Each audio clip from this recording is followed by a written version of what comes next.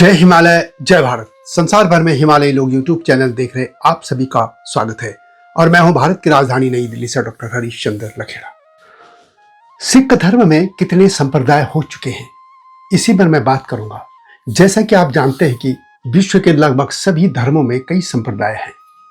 यदि हम ईसाई धर्म की बात करें तो उसमें दर्जनों संप्रदाय हैं, लेकिन मुख्य तौर पर तीन: रोमन कैथोलिक, प्रोटेस्टेंट और ऑर्थोडॉक्स।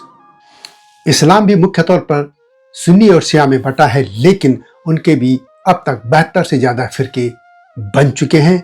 भारत की ही बात करें तो यहाँ पे बरेलवी, देहलवी, अहमदिया, सूफी आदि कई संप्रदाय दिखते हैं। इसी तरह हम यदि बौद्ध धर्म की बात करें तो बौद्ध धर्म में भी महायान, हीनयान, वज्रयान, थेरवाद से लेकर अंबेडकर, नवबौद्ध समेत दर्जन भर संप्रदाय बन चुके हैं। जैन समाज में भी, जैन धर्म में भी श्वेतांबर और दिगंबर दो शाखाएं हैं।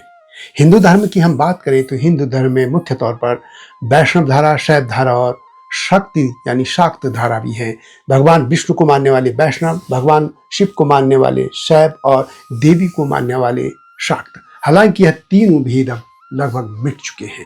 इस बार मैं सिख धर्म के ही इन्हीं संप्रदायों की बात करूंगा, लेकिन जब तक मैं आगे बढ़ूं आपसे अनुरोध है कि हिमालय लोग यूट्यूब चैनल का सब्सक्राइब अवश्य कर दीजिएगा, जिन्होंने अब तक ऐसा नहीं किया है, जो चैनल पर नए हैं।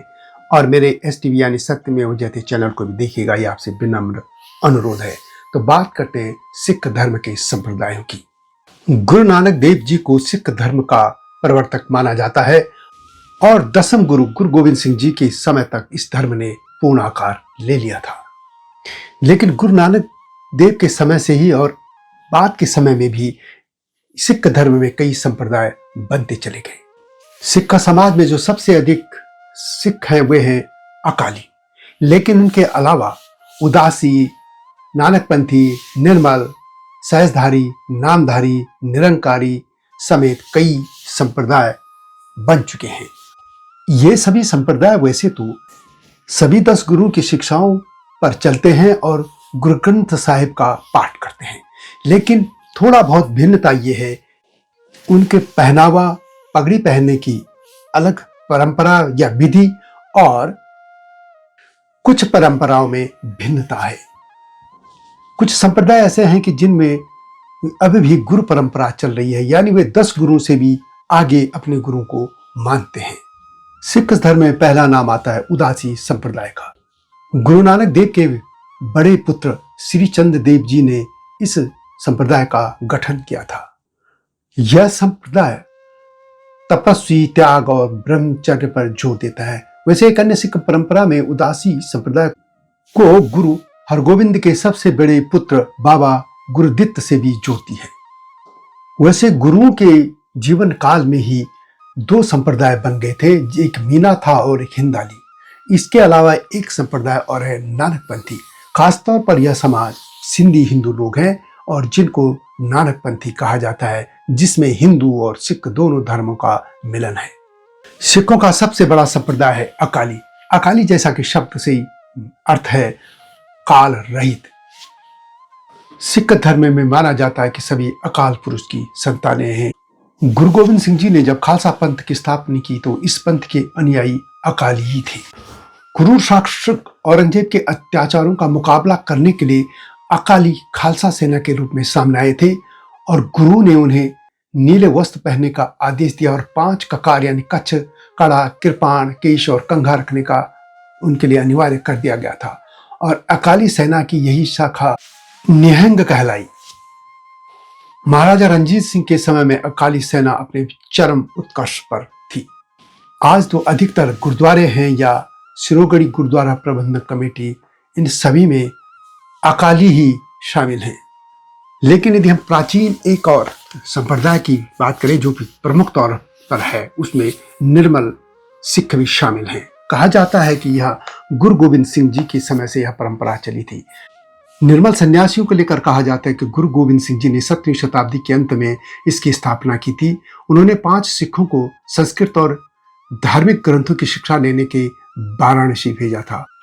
इस संप्रदाय के सिख सन्यासी गुरु ग्रंथ साहिब का भी पाठ करते हैं, लेकिन वैदिक साहित्य को भी पढ़ते हैं। सिखों का एक बड़ा संप्रदाय है, वो है नामधारी।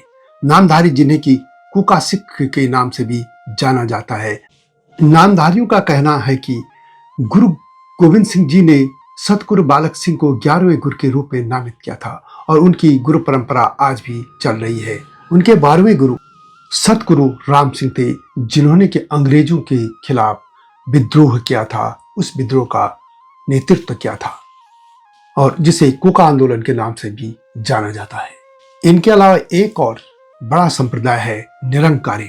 निरंकारी आंदोलन की स्थापना बाबा दयाल दास ने 19वीं शताब्दी में की थी। इस आंदोलन की तरह सिखों से निरंकार या निराकार ईश्वर की तरफ अपना ध्यान केंद्रित करने का आग्रह किया गया था। पंजाब में अकाली और निरंकारी का संघर्ष आपको याद होगा। इनके अलावा जगियासी, संवल, शाही और गंगोशाही भी कुछ संप्रदाय रहे हैं। इसी तरह कुछ और नाम भी आते हैं, जिसमें मिनस, सुत्रेशाही, हिंडाली, सतकटारिया, राम राय बहुत से संप्रदाय गिने जाते हैं। देहरादून स्थित गुरु राम राय का डेरा भी सिखों के एक पंथ का प्रमुख तीर्थ स्थल है। वैसे गुरु राम राय के जो अनुयायी हैं उनमें सिखों के अलावा हिंदू भी शामिल हैं। इसके अलावा सहजधारी सिख का नाम तो आपको याद ही होगा, जो सिख केस नहीं रखते थे और इनमें अधिकतर हिंदू शामिल थे। सहजधारी सिखों की हम बात करें तो यह वह व्यक्ति होता है जो सिख धर्म में विश्वास करता है लेकिन अमृतधारी नहीं होता है। सहजधारी सिख धर्म के सिद्धांतों और गुरुओं की शिक्षाओं का पालन करता है लेकिन सिख धर्म के सभी 5 प्रतीकों को नहीं पहनता है। उदाहरण के तौर पर सहजधारी सिख कड़ा पहनते हैं लेकिन लंबे केश नहीं रखते हैं। इनके अलावा भी छोटे बड़े बहुत से संप्रदाय हैं, लेकिन मुख्य तौर पर हम कहें तो यही सिख धर्म के संप्रदाय हैं। तो यह थी सिख धर्मों के संप्रदायों की गाथा। वीडियो कैसी लगी कमेंट में अवश्य लिखें। जल्दी आऊंगा नई स्टोरी के साथ, नई गाथा के साथ। तब तक जय हिमालय, जय भारत। हिमालय पे पेड़ हो तो गीत गाएंगी नदियाँ, गीत गाएंगी नदियाँ। पेड़ों पे चिड़िया है तो गीत गाएंगी नदियाँ, पेड़ों पे चिड़िया है तो गीत गाएंगी नदियाँ। माँ की लोरी जैसे होते हैं नदियों के गीत।